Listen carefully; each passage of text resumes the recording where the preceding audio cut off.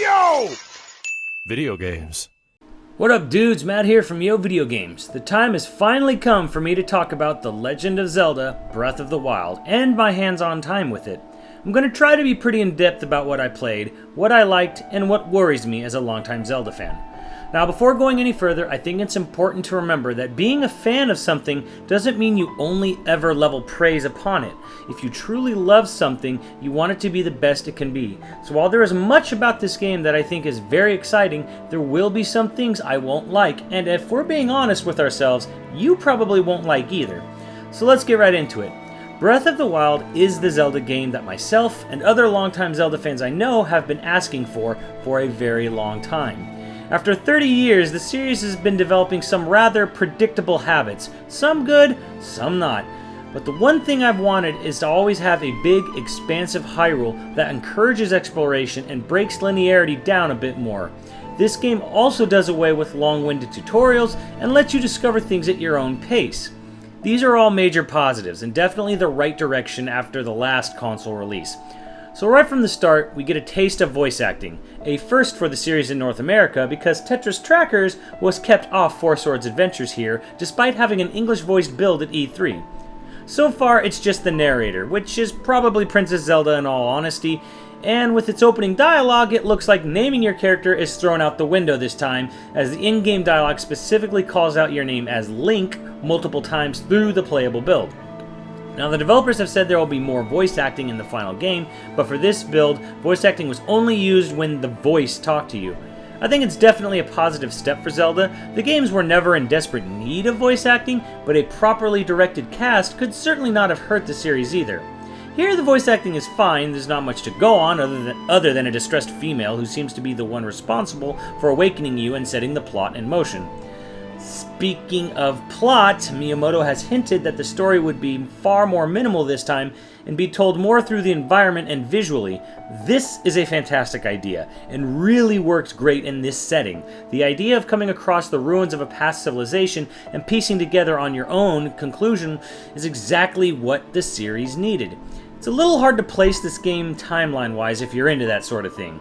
The ruins of the Temple of Time are almost exactly like the temple and fountain outside of it from Ocarina of Time. There are Koroks, which only existed in Timeline C previously, and you can summon Wolf Link from Timeline B.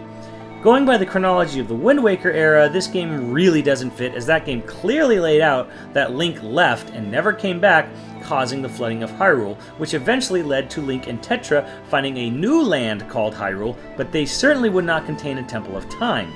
Timeline B could work, but it certainly would have to be set pretty far after Four Swords Adventure.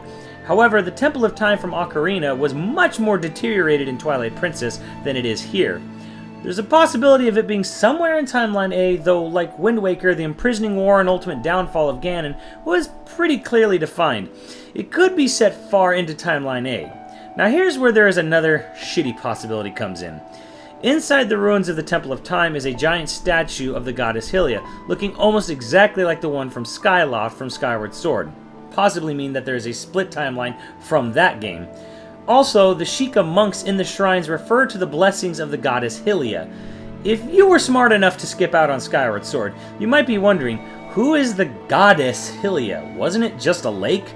And where are the actual three goddesses? Well, the answer is sadly found in the director of Breath of the Wild, Hidemaru Fujibayashi, the director and writer of Skyward Sword. This was the first worrying news I received of this game.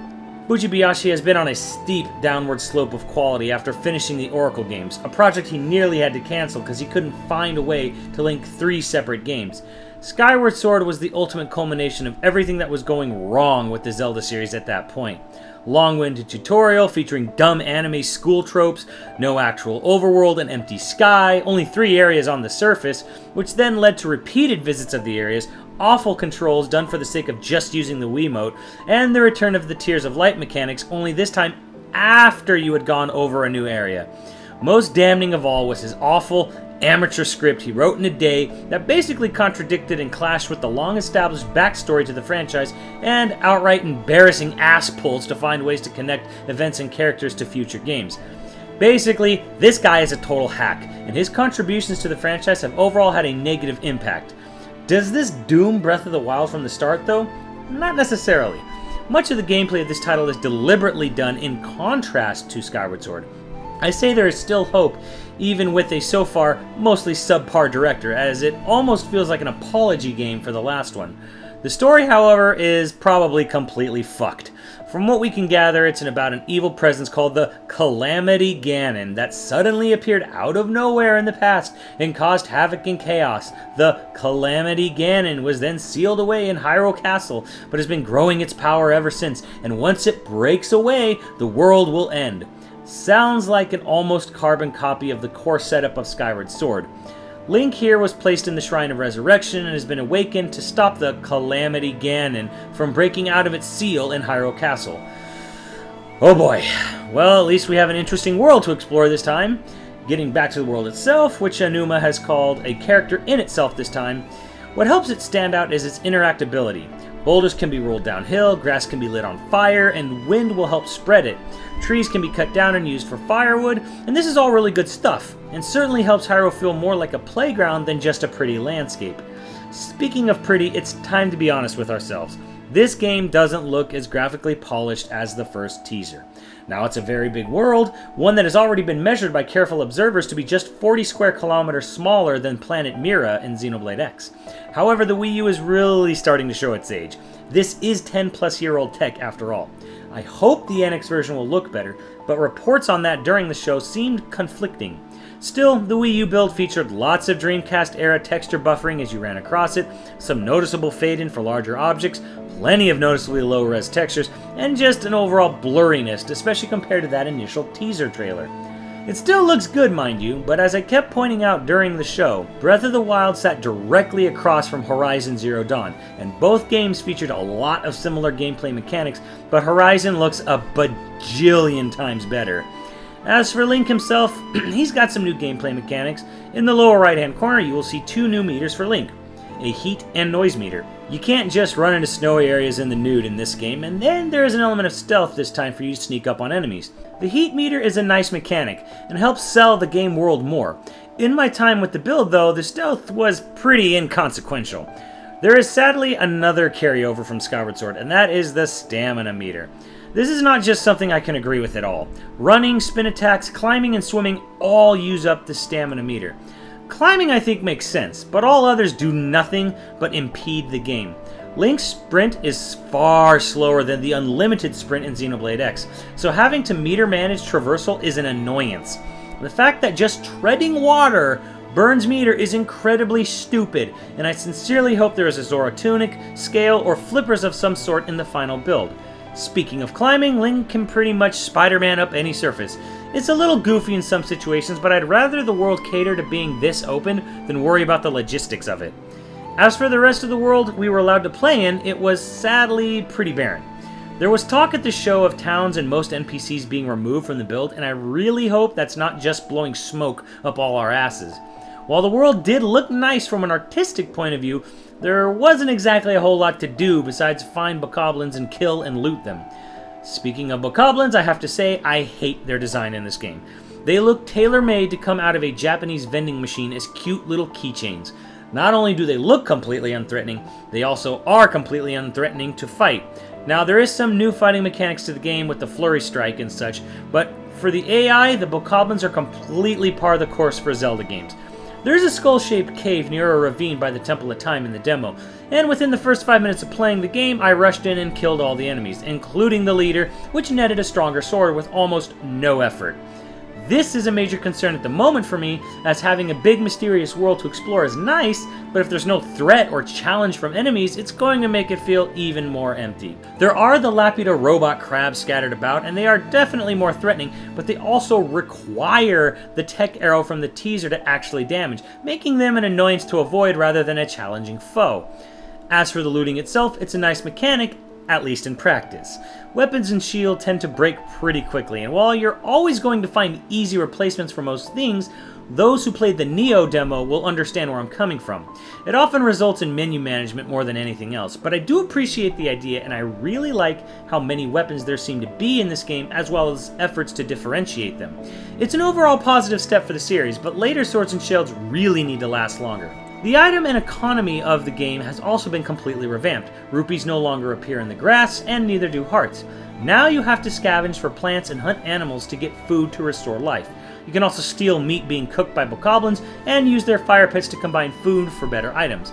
A cooking mechanic is something entirely new for the series, but definitely feels borrowed from Monster Hunter and the Tales of games. Overall, I actually dig it and appreciate the idea to add more survival mechanics. You can also catch frogs and lizards to cook to give you temporary stat boosts. Small, but cool additions. As of now, my biggest fear for the title comes in the form of dungeons, or lack thereof. At this show, I was told there are 100 shrines located around the game world. Shrines are big, obvious, glowing stone entrances dotting the landscape. Inside are 5 to 15-minute mini dungeons where you will encounter actual puzzles. There was a big rumor going into the show that specifically stated there would be 100 shrines and 4 real dungeons in the final game. However, we have heard nothing to confirm the 4 big dungeons so far. The biggest problem with the shrines is that they all look the same so far. Basically like the rooms in the Twilight Palace or the Tower of the Gods. In other words, little detail, basically a bunch of blocks and glowing lights. Some of the shrines give you access to use runes, which are basically the major items in most Zelda games. You get a magnet, an item to freeze something in time, bombs, the ability to create pillars of frozen water, and so on. What's good about the game so far is that there seems to be plenty of use for these rune items in the game world to reach chests and other hard to find spots. Sadly, the shrines available to reach and play in the demo were short and piss-easy puzzle-wise. Now, I'm certainly not going to assume all the shrines are simple puzzle-wise, but I am very concerned about not having real dungeons. Dungeons from Ocarina on were very unique, extremely moody, and full of character. Replacing that with 100 boring block rooms would bum me out a lot. If there are 4 real dungeons in the main game, I really hope they are unique. I'm guessing Hyrule Castle is one of them, and whatever that giant floating airship I spotted in the distance is another one. In the end, I'm still excited for Breath of the Wild, but I am cautiously optimistic. The ideas and setting are absolutely the right call for the series, but the director is a huge red flag. The world feels a bit barren at the moment, and the enemies are neither scary or threatening from both a design and gameplay standpoint. Also, the stamina meter sucks no matter how much you try to justify it, especially for swimming and running. And most of all, I really hope shrines do not replace actual, well-designed dungeons. That would be a huge shame. Overall, I'm mostly excited to play more of this game, but I can't in good faith, and as a longtime Zelda fan say with absolute certainty, this game looks flawless. I'm sure it's going to be good. The question is simply, how good will it be in the end? The Zelda team has learned a lot from its gameplay mistakes, so let's hope they can pull it all together in the end. Let me know what you guys think in the comments below, and I'll see you on the channel. Later, dudes!